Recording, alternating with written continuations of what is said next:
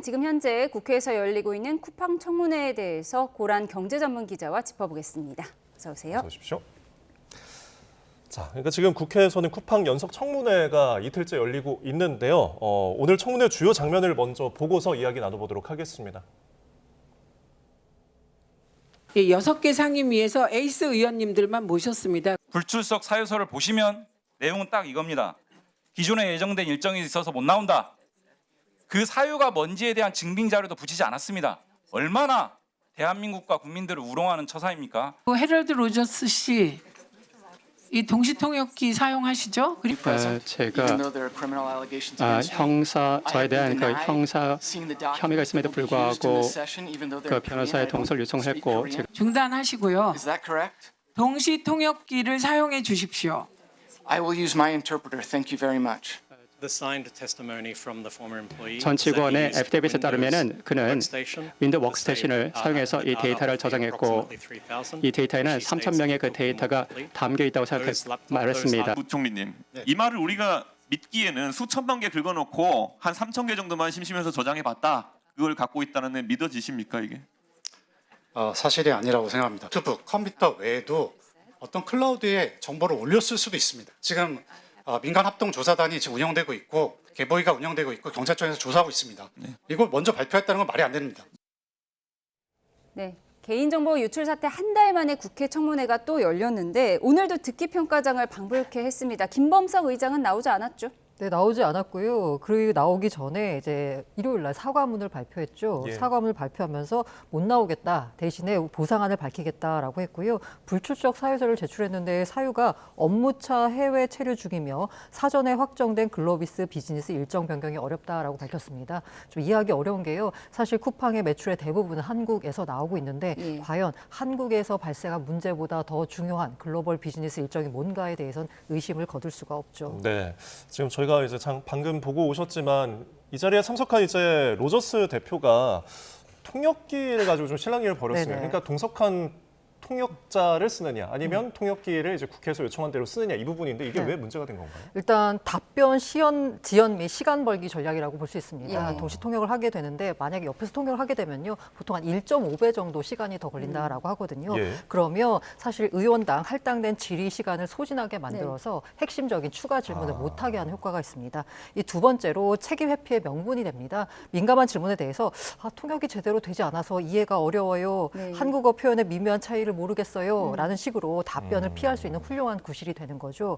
이 세 번째로는 아마 이게 좀 클 것 같은데요. 감정적 대응을 유도한 것 같습니다. 이게 아무래도 이렇게 하다 보면은 좀 의원들 입장에서 좀 화가 나잖아요. 고성이 오가는 과정 속에서 보여지는 게 뭐냐. 청문회의 품격을 떨어뜨리고요. 이 본질이 어쨌든 뭐냐면 개인정보 유출 책임이거든요. 이 본질을 흐리는 부수적인 효과를 노린 거 아닌가라는 생각이 듭니다. 네, 본질을 흐리는 그 부수적인 모습을 우리도 자꾸 보게 되는데 본질로 한번 들어가 보도록 하겠습니다. 중요한 게 5만 원 보상안에 대해서 지금 공분을 사고 있는 거잖아요. 네, 로저스 대표는 전례 없이 큰 보상안이다. 오늘 이렇게 주장을 했더라고요. 이게 전례가 없다라고 로저스 대표가 주장하는 이유는 숫자의 착시 효과를 노린 전략이다라고 볼 수 있습니다. 일단 금액의 총합 한 1.7조 정도 되잖아요. 이 총합 측면에서 보자면 역대 최대 맞습니다. 그런데 보상의 질과 방식을 보자면요. SKT 유심 해킹 사태와 비교해서도 현저히 떨어집니다. 이게 일단 보자면요. 금액의 덩치는 큰데요. 이걸 실제로 쓰려면 실질적으로는 추가 결제를 할 수밖에 없습니다. 네, 특히나 보상안 중에서 사람들이 굉장히 화를 냈던 부분이 뭐냐면 5만 원의 구성 내용 가운데 2만 원은 알럭스라고 표현되는 적이 지금 있잖아요. 보이고 있는 저 알럭스요? 맞습니다. 저게 뭐냐면 명품 파는 데거든요. 명품 떠올려 보시면 아시겠지만 2만 원으로는 택도 없습니다. 그러면 수십만 원을 결제하고 2만 원 쿠폰을 쓰는 방식이에요. 보상이라고 볼 수 없죠. 오늘 뭐 양말이 3만 원이라고 김현정 의원이 얘기하더라고요. 게다가 저기 또 하나가 쿠팡 트래블이라는 항목에서 또 2만 원을 쓸 수 있거든요. 근데 쿠팡 트래블은 앞서 보신 그 첫 번째 화면에서 한 3번쯤 넘겨야지 나오는 카테고리입니다. 이 얘기는 뭐냐면 평소에도 매출이 없었다는 거죠. 오히려 2만 원 보상안을 주면서 평소 쓰지 않았던 우리 쿠팡 트래블 플랫폼을 이용해 보세요라는 프로모션 쿠폰에 불과하다라는 겁니다.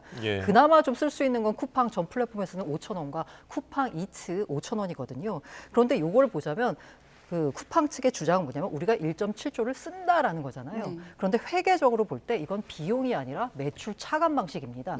이게 뭐냐면 비용이라고 하는 건 회사가 비용을 쓰게 되면 이게 즉각적으로 회계에 반영되는 거거든요. 근데 매출 차감은 소비자가 실제로 매출 일으켜야지 그 해당 매출에서 예를 들면 100만 원인데 2만 원이 줄어들면 98만 원이 매출로 잡히는 방식입니다. 때문에 쿠팡 입장에서는 소비자가 안 쓰면 이건 그냥 안 쓴 돈이 되는 거예요. 그런 식으로 회계적인 측면에서 쿠팡에서 유리한 쪽으로 설계를 했고 다만 인당 5만 원 곱하기 하면 1.7조라는 숫자를 부풀려서 우리는 할 만큼 했다라는 메시지를 저는 결과적으로 보자면요. 미국 주주들에게 심어주는 거 아닌가라는 생각이 듭니다. 그래서 미국 증시에 투자한 쿠팡 잉크가 미국 NYSE에 상장돼 있잖아요. 투자자들한테 우리는 최선을 다하고 있어요 라는 이미지를 심어주고요. 아울러서 사법적 리스크 방어하는 전략인데 향후 민사소송이 진행될 경우에 회사가 이미 막대한 보상을 완료했다라는 논리를 심어주기 위해서 전례 없는 보상이다라는 수식어를 고집하고 있는 거 아닌가라는 생각이 듭니다. 네, 뜯어볼수록 진정성은 좀 찾아보기 힘든 전략적인 마케팅으로 보이는데 지금 결국 이 근원사안인 개인정보 유출과 관련해서 결국에는 3,000개가 유출됐다고 쿠팡 측에서는 이제 주장하고 있는 거잖아요. 근데 정부에서는 결국은 3,300만 개가 맞다 이제 공식 확인된 건데 이거 어떻게 봐야 될까요? 일단 유출에 대한 정의를 쿠팡과 정부가 다르게 보고 있는 건데요. 쿠팡 측은 해커가 자신의 노트북으로 실제로 다운로드하거나 화면으로 확정한 특정 데이터, 이게 3,000건이라는 거예요.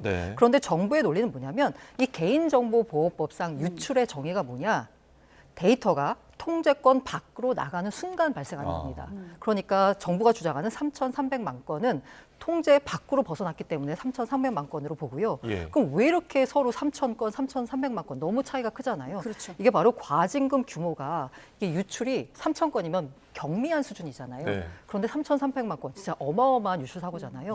이렇게 될 경우 과징금을 천문학적으로 부과받을 수 있습니다. 지금 현재는 매출의 3%인데요. 최근에 국회를 통과한 게 매출의 10%까지 물릴 수 있다는 겁니다. 물론 쿠팡의 사례의 경우 소급 적용할 수 있느냐는 별개의 문제인데 어쨌든 피해 규모가 어느 정도냐에 따라서 과징금 규모가 달라진다라는 거고요.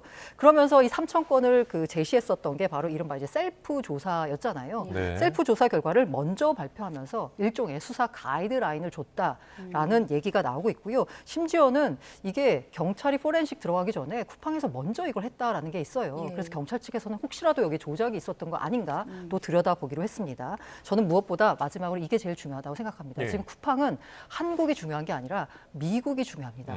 미국 증시에 상장돼 있는데 공시 의무를 제대로 지켰느냐.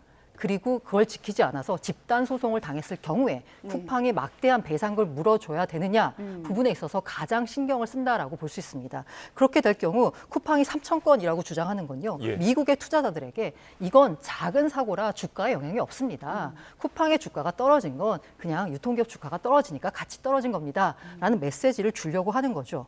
그런데 만약에 3,300만 건이다? 이러면 이거는 굉장히 중대한 의무고요. 로저스 대표가 청문회에서 주장한 게 뭐냐면 이거는 미국 SEC에서 규정한 공시 의무에 해당하지 않는다라고 했거든요. 근데 만약에 3,300만 건이고 중대한 사고다라고 하면 4일 이내에 공시해야 되는 공시 규정을 위반한 거라고도 볼 수 있습니다. 때문에 이게 나중에 법적 소송으로 갔을 때 쿠팡 쪽에 불리하게 작용할 수도 있거든요. 그래서 쿠팡은 굳이 3,000건이다라고 피해 규모를 축소한다라고 볼 수 있을 것 같습니다. 잠시 한 가지만 더 여쭤보고 저희가 다음 주제 좀 살펴보도록 하겠습니다. 그런데 지금 청문회에서 쟁점 중에 하나가 김범석 의장이 나오지 않았잖아요. 그래서 대신에 김범석 의장의 친동생 김유석 씨라도 나와라라는 건데 지금 이 김유석 씨가 4년 동안 140억의 월급을 받았다고 하더라고요. 뭐 월급으로 받은 건 아니고요. 월급 더하기 그냥 주식 보상이라고 있거든요. 그걸 다 합치니까 한 140억 정도 된다라고 했어요. 그런데 문제가 뭐냐면 이 김유석 씨가 쿠팡 내에서 구체적으로 어떤 일을 해왔는지가 성과를 냈는지 기록이 없습니다. 그러니까 어떤 일을 했고 그랬다는 성과를 냈기 때문에 140억 정도의 보상을 줬습니다가 말이 돼야 되는데 그게 지금 설명이 안 되고 있어요. 실제 오늘 청문회에서도 의원들이 동생 유성 씨가 쿠팡의 어떤 부서에서 어떤 결제 라인에 있었는지 단 한 장의 서류도 제출되지 않았다라면서 쿠팡의 은폐 의혹을 집중 추궁했는데요.